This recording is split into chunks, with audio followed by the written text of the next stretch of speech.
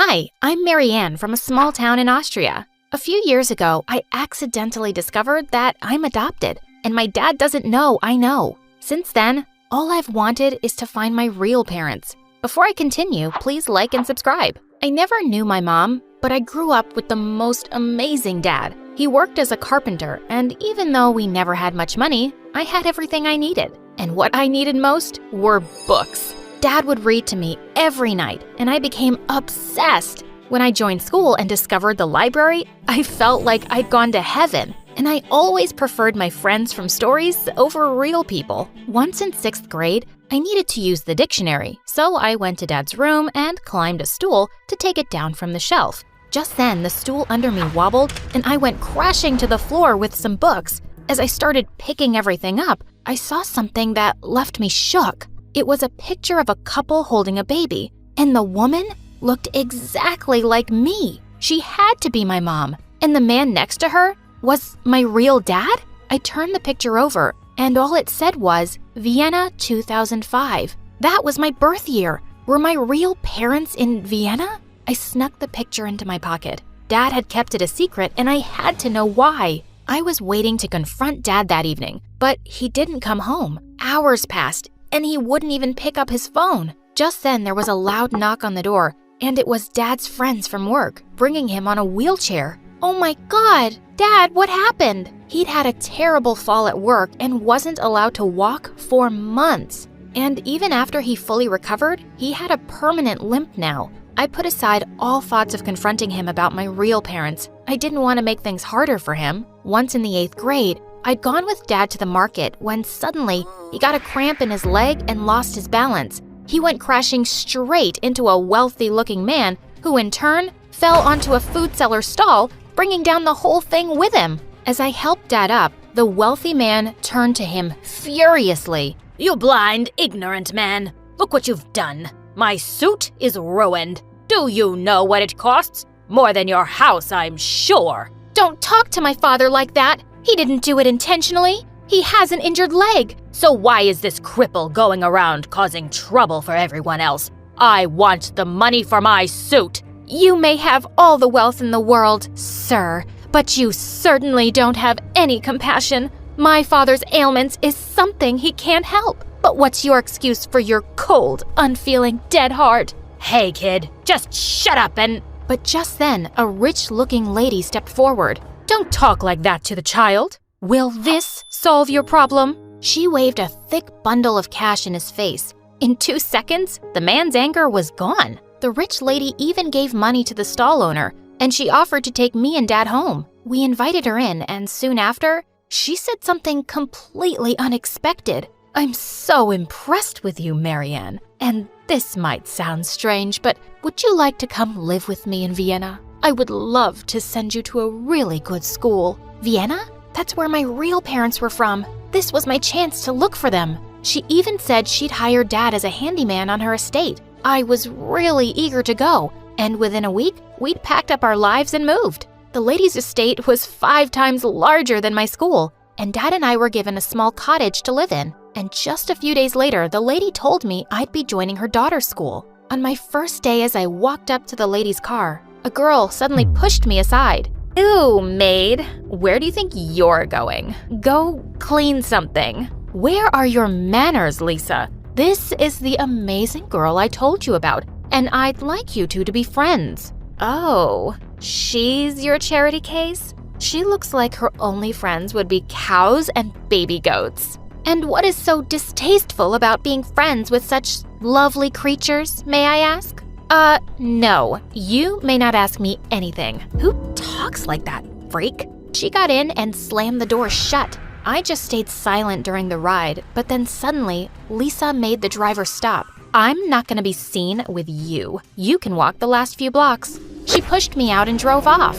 What a witch! Just as I was crossing the road, a sports car came speeding and stopped inches away from me. A cute boy stepped out from the back seat and shouted, "Hey, watch where you're going, loser." Wow, who were these people? Turns out the jerk was in my class along with Lisa.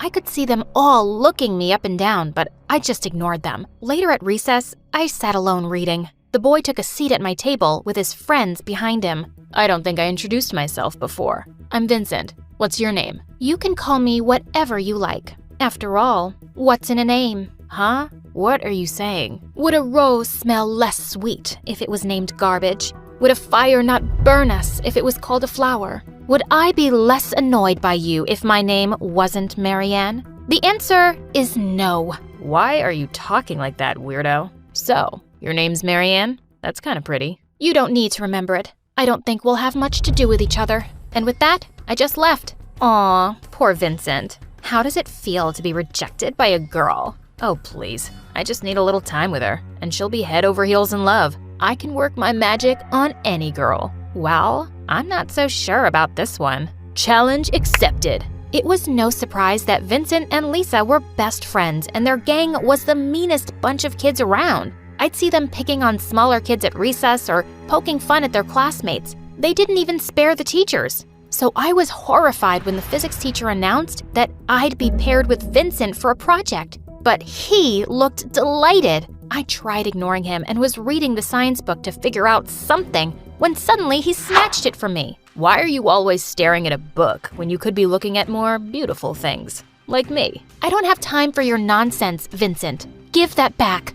Okay, but only if you agree to go out with me. I'd rather jump off a cliff. Wrong answer. And with that, he ripped some pages out and threw the book in the trash bin. What is the matter with you? Don't you have any respect for anyone or anything? God, you're such an imbecile. Why do you use such strange words? An what now? An imbecile. It means a fool, an idiot, a dummy, a moron. I pushed him away and he went crashing into our half-finished project, but I didn't even care. There was no way I was working with him. A few days later, I was walking back home when suddenly it started to pour heavily. As I dashed through the rain, a car stopped me, and Vincent rolled down the window. Hey, you're gonna get sick. Get in the car. I'd rather catch pneumonia. Oh my God. Just get in. Hate me later. Reluctantly, I got in, and a minute later, we were driving up to his gigantic mansion. He quickly led me to the fireplace in the library, and my mouth was just wide open. I've never seen so many books in one place in my whole life. What a treasure this is. Well, you're welcome to take some. I don't read them, and my parents are hardly ever here. I felt a bit sorry for him. That sounded lonely. And suddenly, I remembered something. Oh my God, my parents' picture! I dug through my pockets to find it all wet, and I started flapping it around to dry it. What's that, and why are you acting crazy? It's the only picture I have of my real parents. I told him how I'd discovered it and that I carried it around with me, hoping I'd find them somewhere. I think I could help you with that. My parents know a good private investigator. He could probably track them down. Do you really mean that? That would be amazing. Thank you so much. As we spent some time talking, I felt myself warming up to Vincent. When he walked me out to go home with his driver, I suddenly turned to him. Vincent, why do you act that way in school? What do you mean? I mean, you have everything in the world and you're wasting every opportunity to learn. And all you do is tease and mock other people. I'm sure your life isn't perfect, but that's not an excuse to be the worst version of yourself most of the time. I thought he'd be really mad, but instead, he took my hand. I'm sorry you've only seen the worst of me. I'll try to change that. He kissed me on the cheek before he turned away, and for some reason, I couldn't stop smiling all the way home. As I was walking down to the cottage, Lisa suddenly jumped out from behind a tree. Is that Vincent's car you just got off from? Why? It's none of your business, Lisa. Vincent is very much my business. I know you have a wild imagination, but don't start dreaming that someone like him could ever like you.